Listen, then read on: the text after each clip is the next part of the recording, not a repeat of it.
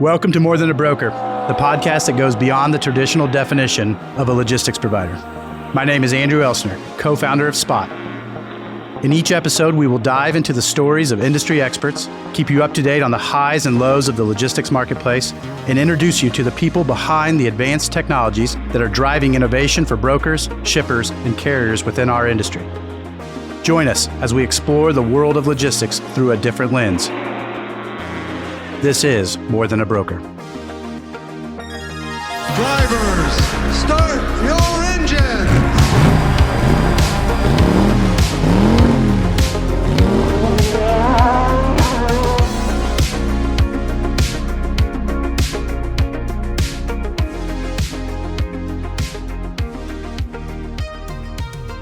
Welcome back to More Than a Broker, where we dive into the world of logistics and supply chain, exploring the stories and insights of the people who drive it all forward.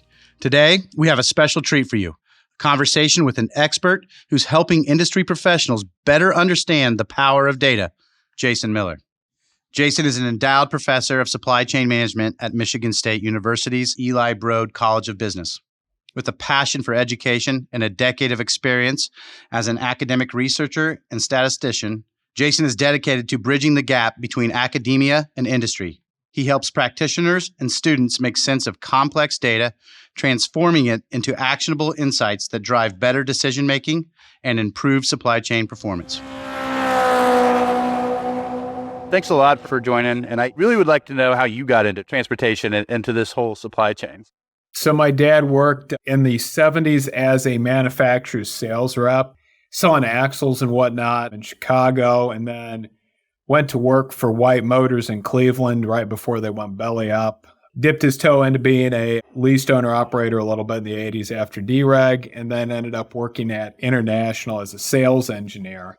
So I kind of grew up around the industry, and then once I ended up starting to get my PhD at Ohio State, one of the faculty members there, John Saldana, had just finished doing a very large survey, collecting a whole bunch of data on especially electronic monitoring, driver turnover, and whatnot in trucking well before the LD mandate was a thought. And so that got connected into my dissertation because the CSA program had just launched. And just sort of one thing led to another. And as time went on, I diversified a lot of the research I did in trucking more into the same market, what's going on with the economics, where's freight going. And then with COVID, there's just been such a thirst for information, and understanding what's going on kind of went more, very heavily into that space.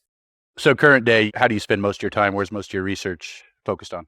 Most of my research is either, I'm going to say a lot of labor economics stuff with trucking, job creation, job destruction, and then a decent amount still in the safety space just because the data is very available.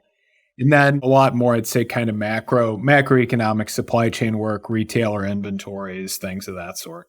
When you look back over your career in this space, we started in 2009 in the fun time. Oh, man, it was the best. How do you compare? Where do you see coming out of the vortex in 2013, the recession in 2009, the trade wars in 2018 into 2019, and then now the COVID into this? How do you sum this one up? So I would say, this is nothing like 08, 09. 08, 09 destroyed 20% of trucking freight in this country. The freight recession we're in now is like a fifth the magnitude of 08, 09. It's certainly a worse freight recession than 19. Definitely a worse freight recession than 15 and 16, because that was really very much a heavy industrial recession, whereas 19 was a little bit more broader based. I'd say this is kind of akin to the 2000 through 2002 sort of great offshoring recession is probably the closest in magnitude that I can think of. So you got to go back a ways to find that real comp, but it's nothing like 08 and 09. 08 and 09 was just cataclysmically bad. Is it a reset or is it a recession? We were mostly in food supply chain, so we saw like the Bev can go up 300%. When I look at those baseline numbers at tender count, it changed so much. Out of orbit shipping, STOs picked up tremendously. The length of haul went up tremendously. So do you think it's more of a reset or do you think it's a true recession? I think it's a true freight recession. Volume is certainly down. We've fallen too much on aggregate to say that this is anything but a freight recession. I mean, and I say that too, manufacturing's in a recession, wholesaling's in a recession, albeit showing some signs of coming out.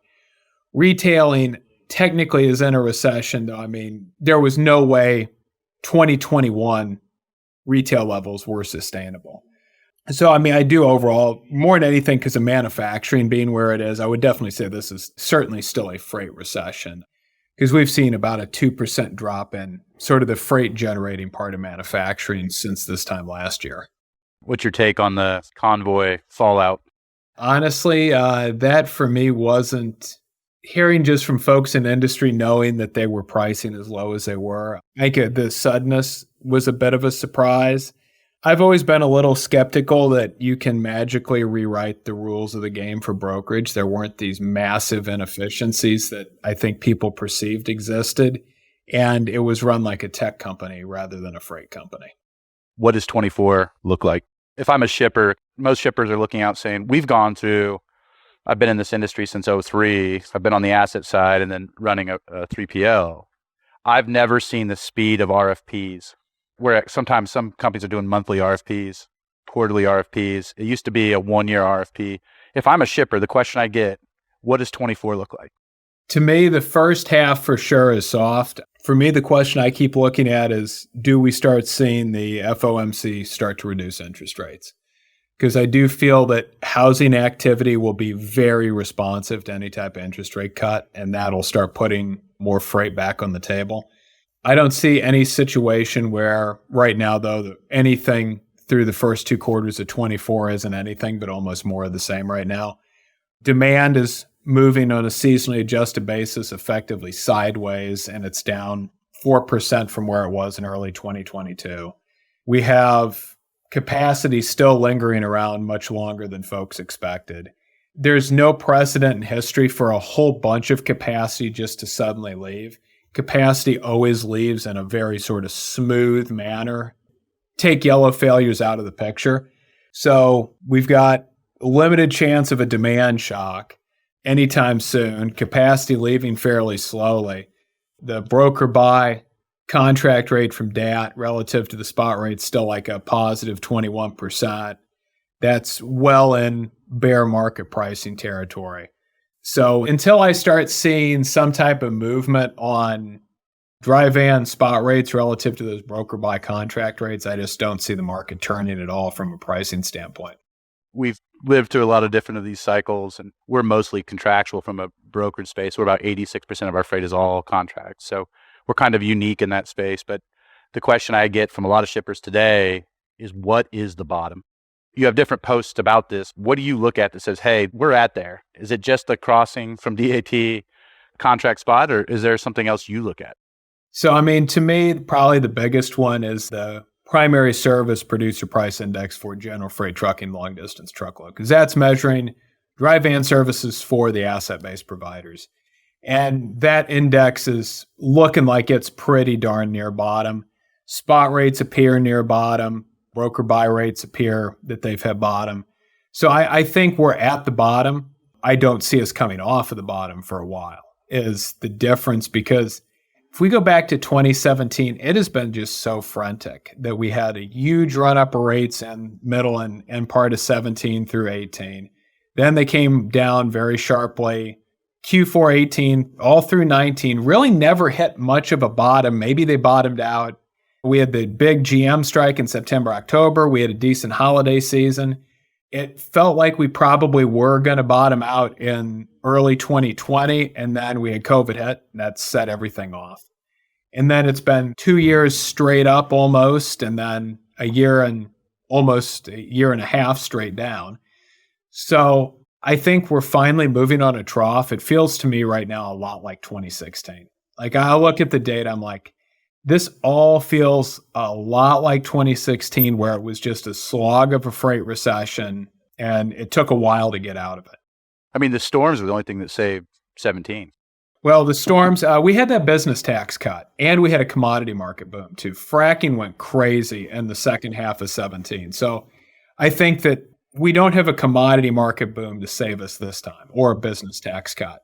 The Q4 of 19 got one of the tightest winters from capacity standpoint that we went through. Coming out of 18 into first half of 19, it was easy. Capacity was very, very free in spot market, and contracts were very low. And then that COVID has completely changed. When you look at the economy in terms of impacting transportation, you write a lot about single family housing construction. Can you walk through like what you look at in that sector and why that has such a big impact on the transportation economy as a whole? So I'd say the big reason I put so much emphasis on it is one, it's one of the most cyclical parts of the economy. So I mean, take food and beverage. We kind of eat about the same amount, and on aggregate, we're drinking about the same amount of stuff. Now, we're drinking a lot more wine and liquor today than we were beer. So on specific lanes, right, it matters immensely. But on aggregate, there just isn't that much movement. Let's say food production. It's kind of a smooth upward increase with some seasonality to it. Whereas single family housing, that can be really volatile. So it's one of those that on the margin starts shifting freight volumes. And to me, the big thing is just all the stuff that goes into a house, and it's not just the shingles and the lumber and the siding, but it's all the stuff that goes inside it. People buy new appliances, people buy new furniture, people buy new furnishings, new patio furniture. And so right now what I'm looking at in that is we're in an odd environment in that existing single family home sales are so soft that the housing market overall is weaker than the single family starts would indicate, because the starts are slightly above where they were in 18, 19. But total home sales today are well below 18 and 19 levels.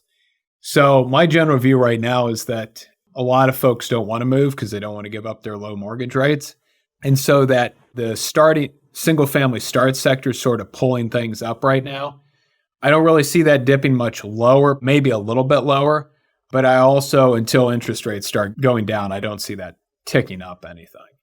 I love your comments on wholesale distribution, because I've always been a big believer that that's in a sense, a leading indicator of what's really happened on the general. Can you kind of walk through how you look at wholesale trade and what you've also mentioned specific companies in particular that you look at on reports that if I'm a shipper, what should I look at from a wholesale trade? How does that impact the broader trucking economy? The wholesaling, and I think a lot of it has to do too with how the Census Bureau categorizes things. Is the Census Bureau, a lot of entities that people think are retailers really are primarily wholesalers. I mean, Nike's the classic example. So, I mean, I love the Census Bureau's new inflation adjusted wholesale trade data, because anytime that year over year is negative, we have a freight recession. And anytime it is very positive, we tend to have a very nice freight market. And that data just was very explosive come the second half of 2020. Once we got into about July, so right when the spot rates, really took off. I certainly look at, that inventories to sales ratios and different pieces of that. Like, actually on the beverage part, I'm really worried when I look at the inventory to sales ratios right now of alcoholic beverage wholesalers. They're really, really, really high. And so I look at that and I'm like, oh, that does not bode well for demand over the next coming months, because they've got to whittle those inventories down. Versus, let's say, furniture wholesalers, which probably more than any other sector did a great job of going from way too much inventory in 22 to actually back to where you would expect them to be, if not almost a little lower. When you look at inventory adjustment and you look at the past 18 months, have you seen shippers' behavior change dramatically? And throughout your career, it feels like in this time, from where we sit, the adjustment to inventory has been very fast, like the speed of it. Do you see that, or what have you seen in this cycle? I think the adjustment process, it's been timing-wise fairly similar, but it's just been more pronounced. I mean, we built up so much extra inventory in the second half of 21 and the first half of 22, and we've just been having to whittle that down. And so I think that, that's been the challenge for freight providers, as in 21 and the first half of 22, for every 100 widgets sold, people were ordering 105. And now for every 100 widgets sold, people are ordering 95. So that swing on a freight standpoint is much more pronounced than the swing implied by just sales.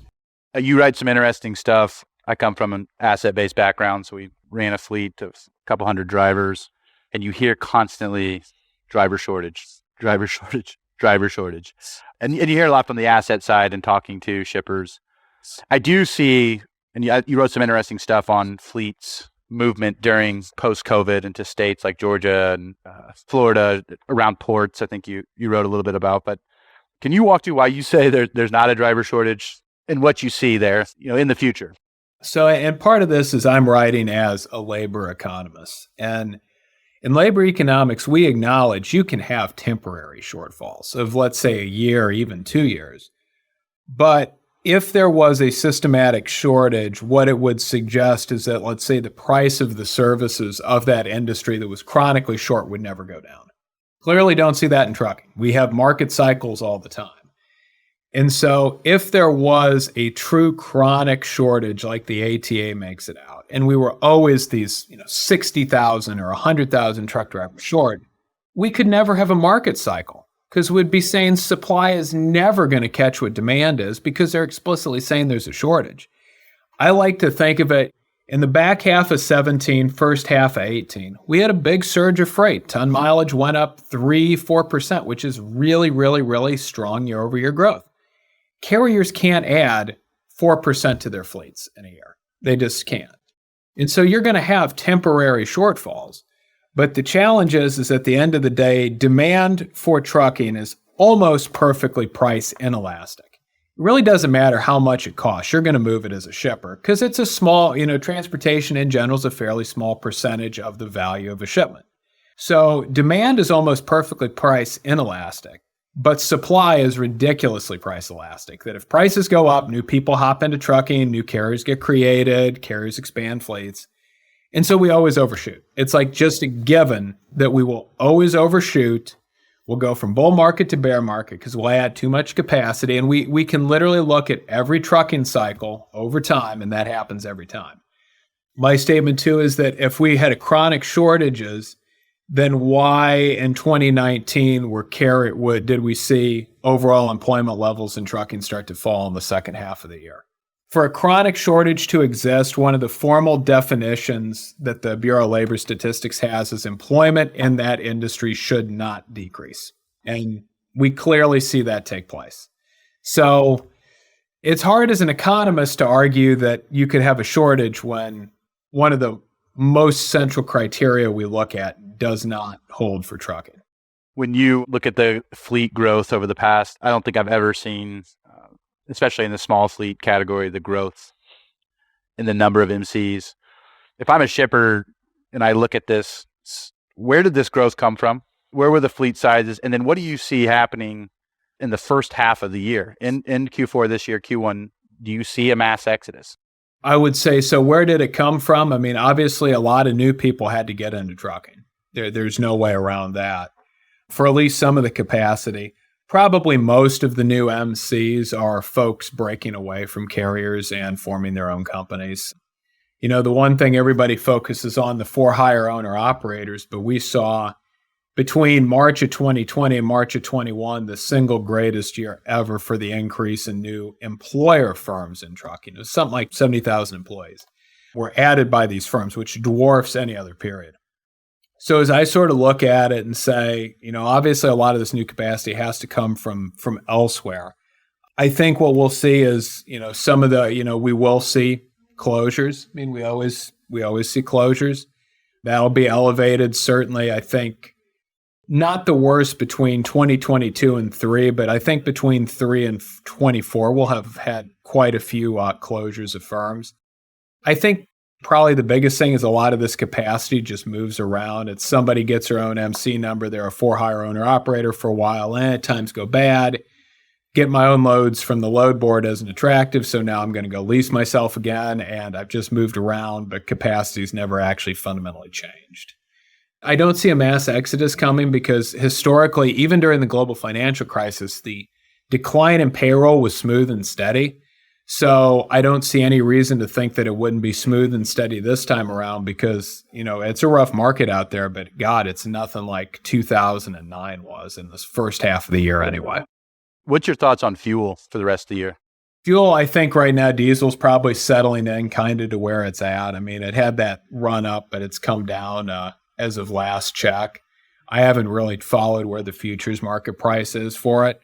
Obviously, spot loads don't have fuel, but contract loads do. Most freight moves under contract. So I think carriers are probably in general a little bit more insulated from diesel than what folks have thought, which explains why the run up in 22 didn't lead to this huge number of exits.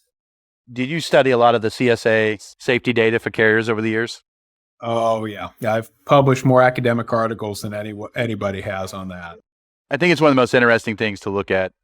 I was curious, when you look at somebody's safety scores, their basic scores, can that data indicate a future behavior? Oh, absolutely. Absolutely. It's ridiculously predictive of how your driving safety is today is going to predict where you're at 2 years from now. Very well. What should somebody look at when they're taking a carrier and they're saying you're looking at the basic scores? What are the major things to look at? We spend a lot of time internally trying to predict a carrier's behavior. So we integrate with the FMCSA, we monitor all these different stuff. What should somebody look at and say, yeah, this is a carrier that's going to either have a wreck, going to have a breakdown? I really only focus on hour of service and unsafe driving. I throw everything else to the side.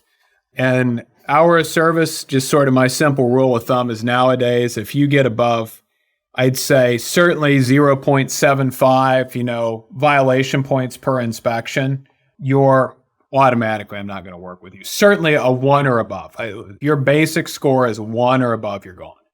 And that's just because if you look at the big carriers, a basic score of 1 for hour of service puts you in like the 99th percentile, like you're horrible.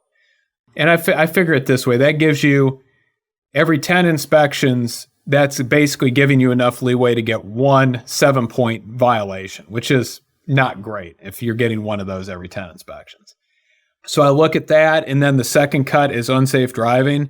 My general rule of thumb is if you're above 3, you're gone at that point.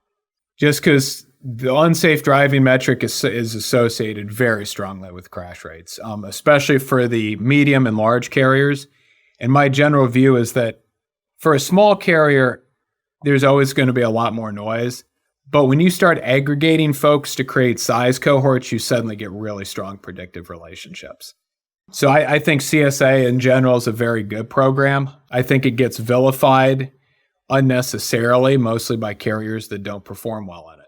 I think the percentiles are useless because they're not designed as people have implemented them to be. The percentiles are not meant for shippers to use. The percentiles were designed by the FMCSA to give the carriers an incentive to improve by creating an all-star team of 501 plus hour service inspections. That's all the big boys and girls of the world who happen to be safer on average. So guess what? If you don't want to get bugged, you better get below the 65th percentile of the safest companies in the country. And so when folks use the percentiles, it drives me crazy because that's not what they were intended for. It's a lot across our industry is the percentiles. People are putting at that constantly. It drives me crazy. That is the absolute not way you should use those data. What do you, when you think about coming out of, we talked about inventory levels a little bit. Do you see in this recession, do you see certain industries in particular, sectors of the economy that are going to drop faster than others? Do you see any growth on the other side of that? The sectors that have really gotten beat up over the past 18 months, number one is paper manufacturing. Paper's just been decimated. I mean, we're talking 15% fewer loads based on the Federal Reserve Board's industrial production data. Plastics and rubber products really took a deep hit. It was like 5% of production just disappeared in the second half of last year, like in a 3-month period. It just fell really steeply. Wood products really have taken a beating, not surprisingly, with the slowdown of housing. Furniture has really been negatively affected. Carpet manufacturing really badly affected. In terms of right now doing better or poised for growth, steel's now up year over year, so steel production's up. Appliances are doing fairly well. Food manufacturing's food manufacturing. Motor vehicles and parts are still doing very good. There's probably more downside risk just because it's been doing so strong. It's hard to foresee how it could really do much better in 24. But that's been a good shining star. Medical device manufacturing has been very strong. Chemicals are looking a little better than they were. Still down year over year, but looking a little bit better. So it seems like most manufacturing, we've probably hit bottom. But man, paper especially, paper and furniture have been the two that have been the most negatively impacted over the last 18 months. So furniture makes sense. I'm curious to what your gut tells you on the paper and plastic. Paper has probably been, less e-commerce because paper is so much heavily now corrugated boxes. Probably a shift to some consumer buying away from store-bought products, especially food products, to going out to eat again at restaurants. So you're changing the demand there. Just a global downturn in paper production, less production in China, less production in Germany. So I think there's probably a lot of pieces at work. And I mean, paper really does go into everything, including a lot of construction stuff. So I'd say in terms of markets where there's potential growth, I mean, we've got the infrastructure laws in place. So, I mean, obviously metals, any type of products going into roads, bridges, factories are sitting pretty well right now. The defense sector is going to do phenomenal over the next 5 years. I would not be upset if I owned the steel mill that provides all the billets to make artillery shells right now in the U.S. So anything defense related is going to do really well. It's been interesting watching over the past. We're mostly in the packaging space to see the number of shipments and the length of haul out of orbit activity, especially out into 21, 22 is crazy. And then exercise equipment, we control for many large exercise manufacturers. To see that activity in 21 was unbelievable. And then in 22, it went like that. Down. Yeah, I mean, there was a pause for 3 months on some, and there's just not a lot of product moving. One of the questions I get a lot from shippers across the country, and I don't know if you have any insight on this or thought on it, but is there a bid process or bid pattern that shippers either over too many RFPs, too few RFPs, and how far should they push down on rates before they create we seem to go through these cycles. We have a lot of bullwhip activity where we drive down rates, capacity gets tight, and then it goes back. It's this constant movement. And I don't know if you had any thought on a shipper's behavior and the overall impact. To me, I don't really understand why we don't rely a lot more on index-based contract pricing. I mean, every other industry in the universe does it, seemingly except freight. We have the producer price index, which is the most unbiased measure there is for an asset-based carrier. Or, I mean, if you're going to do, in you guys' space as a broker with contracts, you use DAT's broker by contract rate. And you can just have a couple month lag where basically you say, look, we're going to give you near 100% tender acceptance, but let's take the rates that'll go active November 1. What you can do is say, okay, given there's a lag in releases, what was the change from August to September? Say it's 3%. Okay, then in November, rates go up 3% from where they were in October. So you just have effectively 1 month lag in your routing guide. We would solve so many issues. You wouldn't have to do all these RFPs. You would be getting pricing adjusting to the market on the fly. And it's data that's broadly representative. I mean, for an asset-based provider, BLS Producer Price Index, they updated it gets a couple revisions. So you can say, you know what? For November, let's use the change that took place between May and June. Yeah, it's a 4-month lag, but everybody's going to balance out at the end of the day. And we just do it like that. I go back and forth on it. I see, like in tail freight, we're mostly in high density, high volume freight. So we're mostly contractual drop trailer, but we did an experiment to see how when a shipper with what I call good load density and consistency, so the freight moves, we don't see a lot of the coefficient, like it stays pretty consistent. And so we see over time that price staying very constant can beat market. It always beats market. But that tail freight piece that you're talking about, a lot of shippers today are saying if it's less than 50 loads, we're not even doing the RFP. Yep. Just pure straight to the spot. Yeah. So if I'm a shipper and I want to set up an index-based pricing system, do you think it's across the whole network, or do you think it's better to be in certain segments of their network, whether it's the low volume, high volatility freight, or do you see that working even on the consistent freight? I think it works well on it even works well in the consistent freight piece. I mean, I think that the whole goal is to give everybody a reason to, on the brokerage side, to make sure that you're protected, but also to make sure that the shipper is going to be protected from the incredible moves that spot market rates can do when things go the other way. So, to me, it's about balancing it out. I mean, basically, I think of it as a broker. You're protected when times are really good and those spot rates are increasing more rapidly than what your contract rates can. So you get margin preservation there. But you give up margin in a time period like today where your margins are probably really good because you can source capacity for not that much. And your contract rates are a little bit more resilient than what those dry van spot rates are. So it's a long-term trade-off of, from the brokerage side, you're going to be protected, during the 2021 incredible surge, where I'm sure there were time periods where you guys are like, crap, we're just underwater on this stuff. So you're going to make money in 21, but you're not going to make as much money as you did in 22 on the backside when your rates were much more resilient and the floor was coming out of the spot market. As a mostly contractual 3PL, it was tough. 21 was brutal, very brutal. And we really don't see that much swing, but I talked to other owners of some of the large brokerages out there, and where they're mostly spot market, they're 65, 70% spot market, their rates swing. And you're seeing a lot of the news today come back. What's your thought on, there's a lot of news and headlines going out, the world's falling, we're going to end, brokerages are dying, trucking companies going out of business. Trucking companies fail all the time. The fact FreightWaves reports on it the way they do is comical. Let me give you the exact figure for the number of failures that we have, let's say. It gets so overblown, and then it causes everybody to have this incredible degree of fear.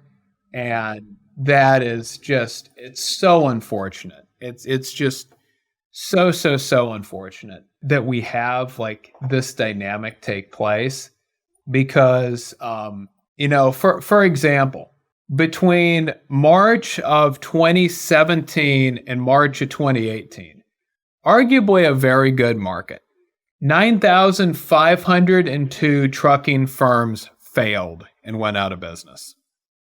So 9,502 firms with employees. That's not for hire owner operators. That is firms with at least one employee failed and went out of business. In the bear market of March of 2019 to March of 2020, that number increased to 12,450. So yeah, was it 2,000 more or actually 3,000 more? Sure. But there's still tons of companies that fail. So yeah, we've had some high profile failures, but this is nothing like we experienced in 2009 or 2008 when diesel prices put so many folks out of business. And so I look and I shake my head a little bit because it just doesn't mesh with the reality. Trucking companies create jobs in down markets. Trucking companies destroy jobs in good markets. When we have these individual stories of this 35-year-old carrier goes out of business, it's like that means nothing. Absolutely nothing. It's been so interesting watching. We do a lot of produce for some of the largest retailers in the country, and to watch in the COVID market, the average line haul for cross-country produce moves at times went up. Normal loads would move between $4,500, $4,800, $4,900 to $11,000, $12,000, $14,000 per load. To see that, the swift movement back down, and the length of haul is something that I watch in supply chains, and to see that grow. Well, for years we've been chopping away down at the average length of haul. So that was some things just from inside, and to see carriers react in those markets, it just feels like a normal cycle to me. So I always say, is it really a recession, or is it more of just kind of resetting back down? I think there was a reset from 21 to some degree, but I do firmly believe like this is a straight up old school regular freight recession. Volumes are down substantially from that peak period in early 22. And my general take is they ain't coming back anytime soon, because I look at an industry like paper manufacturing and I'm like, what's going to be the spark that's going to make more demand for paper? And I don't see that spark coming anytime soon. When you look at the paper levels in 19, how did today's level compare to 2019 levels? Production today is down 15% from 2019. I mean, if you go back, peak paper was the 90s. I mean, production in 1999 was 30% more than it was in 2019. Run and roll stock 24/7. Shut the plant down one day a year to a little bit of maintenance. Yeah. Yeah. Those days. I mean, this is the thing. We've replaced a tremendous amount of manufacturing load volume with much shorter distance wholesaler load volume. And that's why productivity in this sector has not fundamentally changed since the 1990s. Because at the end of the day, if you're moving 160-mile loads versus 700-mile loads, I don't care how much technology you have to load match. Moving 700-mile loads is more efficient.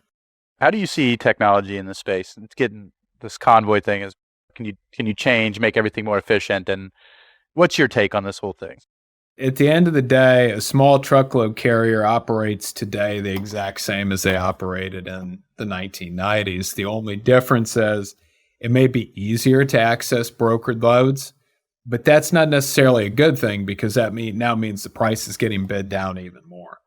So that's why like Craig Fuller recently wrote that article that the biggest difference between today and prior freight recessions is brokerage. I'm like, Craig, what are you talking about, man? Like, we've had growth of brokerage, but there's nothing that fundamentally changed in brokerage between 2019 and today.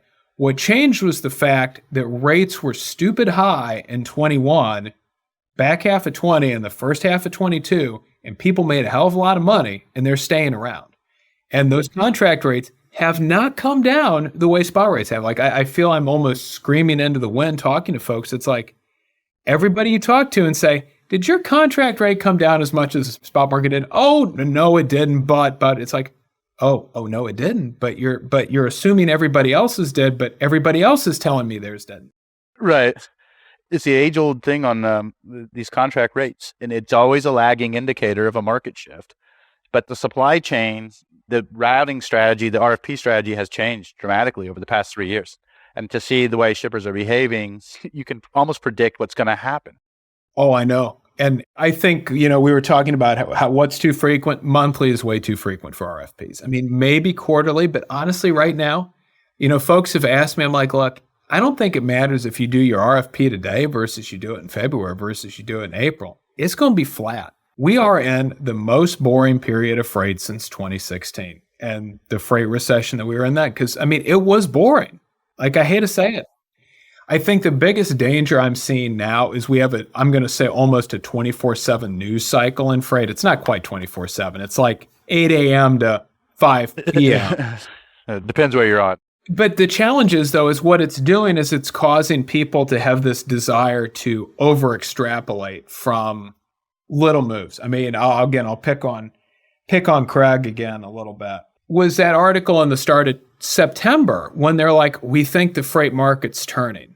I don't know if you saw it. And it's like, there was a 25% increase in tender rejections from 3 to 4%. It's like, Craig, that could be noise, man.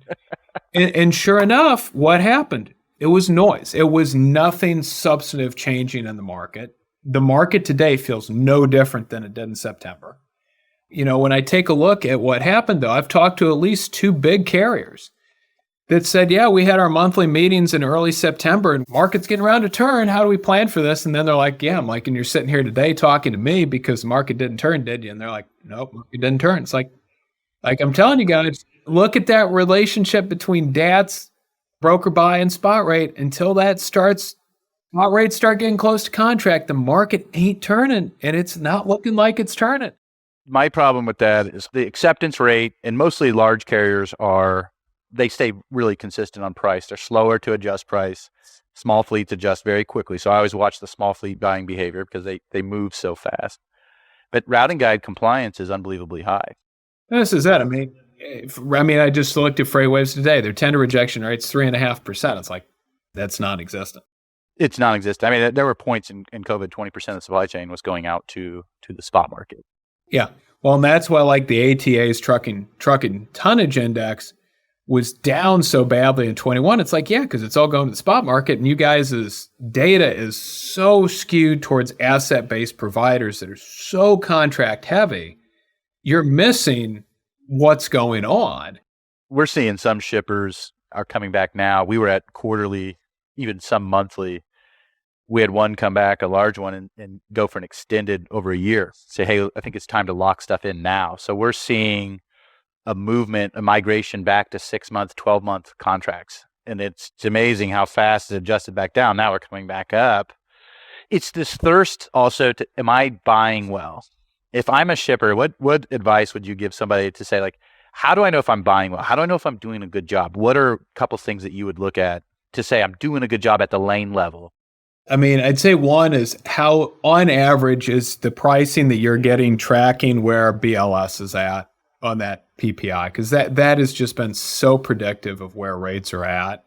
And that's so contract heavy, it makes good sense to take a look at that. So to me, it's, right now, if you're trying to lock in year over year decrease, you're trying to lock things in, I'd be going back and saying, okay, where am I at now? What did I lock in previously? What's that percentage change versus what BLS is picking up? Because on average, I mean, yeah, there's going to be weird dynamics. A lane out of Boston don't ever really move very much with the market because carriers just want to desperately get out of Boston. And a lane out of SoCal is going to be very, very, very sensitive to market dynamics. But on average, it should work out. So to me, that's what you're looking at. You're looking at what's your primary acceptance rate. To me, one of the things I always liked was, what is the unplanned spend? So in other words, if your carrier had accepted every tender at the contract rate, what would your spend have been versus what did you actually spend on that lane, to really give you a sense, okay, did routing guide failure really cost you? I mean, right now, hell, half the time, probably routing guide failure, you probably actually make more money. I mean, because you just put it on the spot. But, to me, those are the kind of the metrics that I think about from a shipper standpoint. Are you familiar with kind of the variable pricing tendering process? Yeah. It's been coming out more. It's interesting to watch how that impacts cost over time. Like now, if I contract a ratio split or straight waterfall, I'm going out and APIing every single load. And if the API is less, I'll either tender it to the person that has a contract rate on file at the lesser API rate. If not, I'll go out to market. It's hurting consistency and density with carrier behavior. And to me, ultimately, over time, it's going to change. That feels opportunistic. I mean, there's a certain point as a shipper, you have to accept the fact that if you behave this way today in a bear market, that let's say 2025 is the next bull market, you're going to be the last one to get capacity. I mean, it never fails. It never fails. There's an interesting piece, I think it was called Goldfish or Elephants, written that talked about how are trucking companies and brokers loyal to shippers after up and down markets. It's a pretty interesting piece. And I don't know if you've read it or not, but it's pretty good. I think there is some long-term memory, and then there's also a lot of short-term opportunistic buying. Any big changes, anything coming in the next 2 years that has your attention or interest?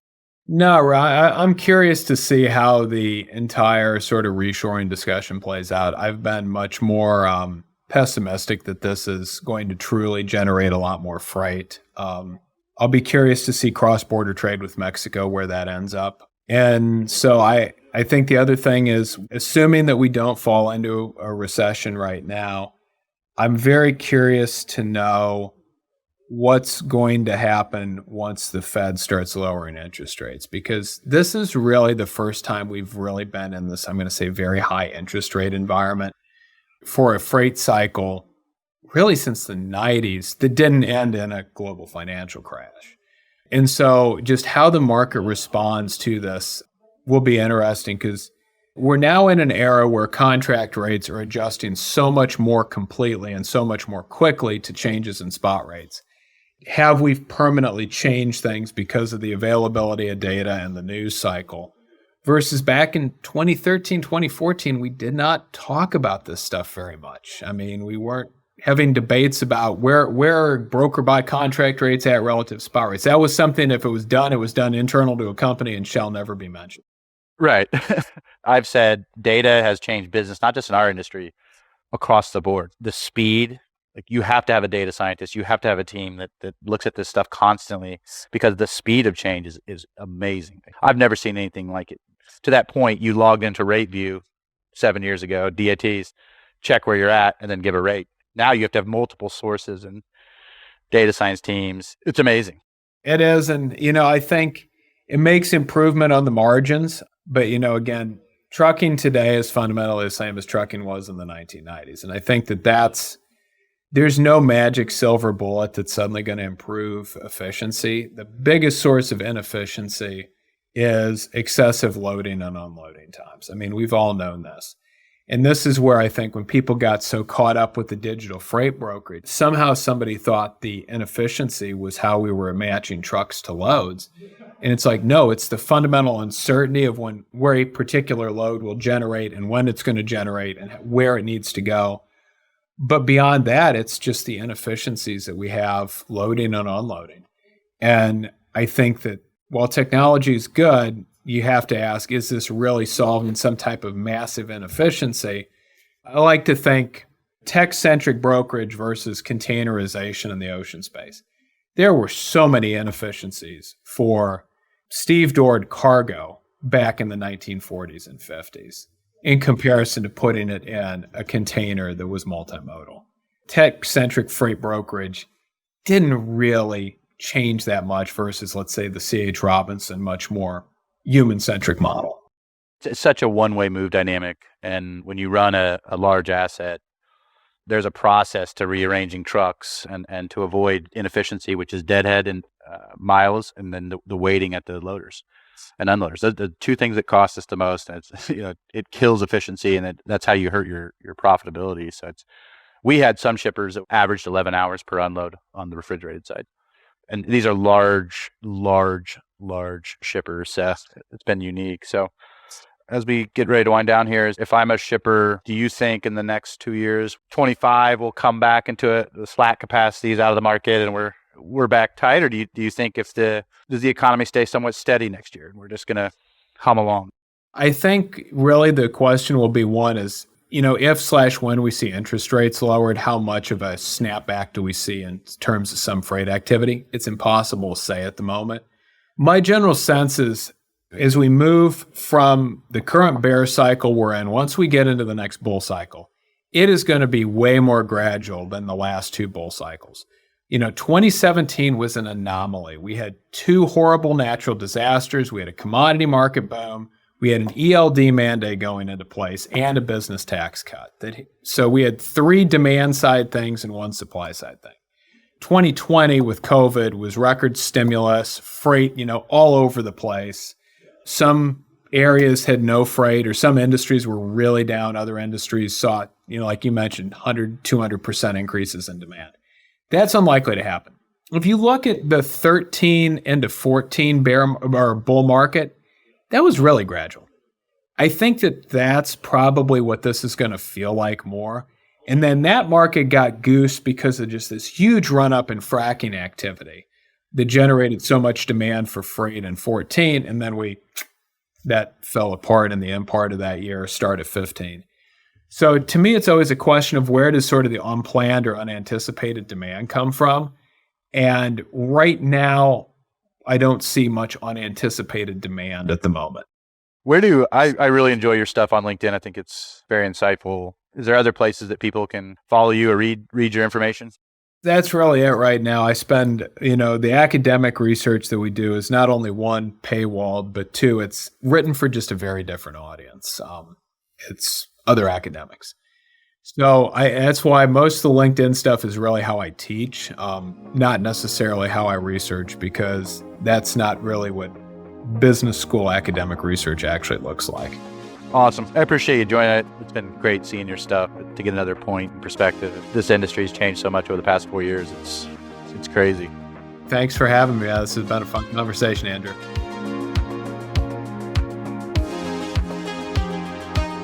And that's a wrap for More Than a Broker. You heard firsthand accounts from industry experts and Spot's hardworking individuals, revealing a culture of collaboration and innovation. For more information about Spot, our service offerings, our people and culture, our job postings, and more, check us out online at spotinc.com. That is spotinc.com. Thank you for listening and for being part of this journey. Until next time, keep striving to be more than a broker.